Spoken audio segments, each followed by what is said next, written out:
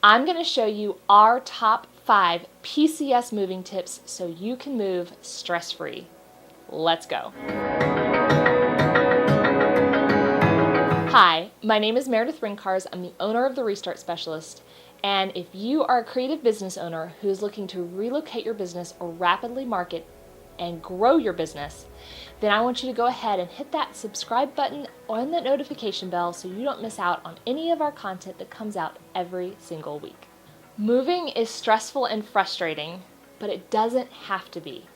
Based on our 14 years of moving almost every 4 years, I'm going to share with you our top go-to tips to make it so much easier. The very first thing we do before our movers ever get to our house is put all of the same type items in one area. For example, I take all of our pictures, whether they're on the wall or on a nightstand, and I put them in one room. That allows for our movers to be much more efficient at what they're doing, and all of my pictures get packed in the same place. I don't find them in random kitchen bins or dog food bins later on. And yes, that has happened. The same thing is done with our books or any other similar type things so that I know where things are when we get to our next duty station. Type yes in the comments below if you already do this and group things together. Tip number 2, block off space. Whether you have a room that you can dedicate to being blocked off, or like our last move, we just had to use painter's tape. You want to create a space where it is a mover no-go zone. This is where we put all of our toiletry items, all of our medical paperwork, or anything else that we do not want the movers touching, our valuable items, our irreplaceables that are going to go in the car with us. And so oftentimes that'll be a bathroom where I just take painter's tape and make a big X on it so they know not to go in there and not to pack anything that's in there. Tip number 3, feed your movers, feed your packers. They work so hard for 8, 10, 12 hours a day, and oftentimes they really don't get a lot of breaks. Typically they're working in the summertime, there's no air conditioning, and it's just not a fun experience for being on that type of a job. So make it more pleasant by having some snacks for them, offering them water. If you want to go an extra mile, maybe get some Subway subs or something like that. But here is the key thing to remember that we've learned the hard way. If they bring lunch boxes with them, those lunch boxes either stay outside or they stay in the kitchen. We've lost items before because we were trying to be kind and let them take those lunch boxes in our office or in a bedroom or somewhere else, and things we are pretty sure got stuck in those lunch boxes and walked off. So take good care of them, but be aware of where those lunch boxes are going. Tip number 4, label everything. Boxes look exactly like everybody else's boxes, except for maybe a little moving sticker that is teeny tiny on that box. And if your moving truck is being shared with another family, the possibility of one of your boxes being unloaded in their home or vice versa gets really high. A way to avoid that is to go through your house after everything has been boxed up and take a big Sharpie marker and write your last name in really big letters on at least 2 to 3 sides of those boxes. That way, if a box that's yours gets unloaded and then put in somebody else's house, they will recognize it almost immediately, and that will prevent you from losing some of your personal property. Tip number 5, Ziploc bags are your friend.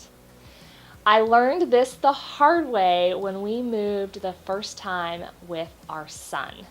He loves Legos. I mean, really loves Legos. And so they got dumped into a box with all his other toys. And when we went to unpack, they were wrapped in lots of pieces of paper. I'm pretty sure we lost some Legos along the way. And it was really frustrating trying to sort through packing paper and Legos and all the other toys. So take Ziploc bags before your movers ever get there, and all the little teeny tiny things like Barbie shoes and Lego blocks get put into those Ziploc bags so that when you are on the other end of unpacking, it's really easy to pull all those tiny things out and not have to search through a bunch of boxes for that one special toy that got lost. If you have stuck around for this video so far, we actually have 3 extra bonus tips for you. So bonus tip number 6 is to make sure that all of your moving insurance is up to date. All that paperwork is up to date and protects and covers you from your current home to your next home, so that if something gets lost in the interim, you're still covered by your insurance company.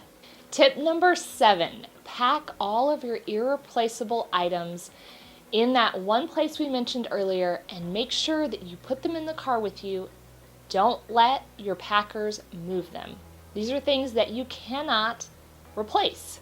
Things like your heirloom jewelry from your grandmother, or your marriage license, or your kids' birth certificates. Those are things that you don't want to risk getting lost.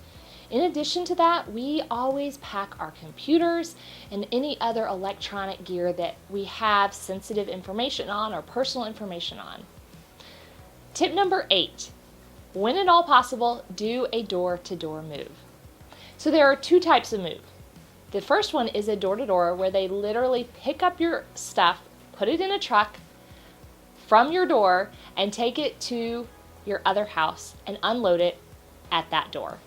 Those are the best types of move possible. The other type is a storage move, where they load everything onto a truck, and you may not have a house where you're going to yet, and so they take all of your household goods, unload it at a storage facility to wait until you do have a house. The problem is you are not there when they're unloading all of that stuff from the truck. You don't know what's being done to it, you don't know if boxes are being opened or messed with, and you typically have one driver who's unloading things and another driver who's going to come back into that storage unit and load it back up to deliver it to your new home. And that is where things get lost, broken, or stolen. In our case, my wedding dress got lost because there were different drivers at each location. And when they brought the goods to our new home, they unloaded everything and there was one box missing. And they had no clue where it was and what had been done with it. And it was impossible to trace it down. It was my wedding dress. Now, we got really lucky in the fact that they hadn't actually loaded it onto the truck in the first place. And we did end up being able to find it. But that isn't always the case. So when at all possible, do a door-to-door move.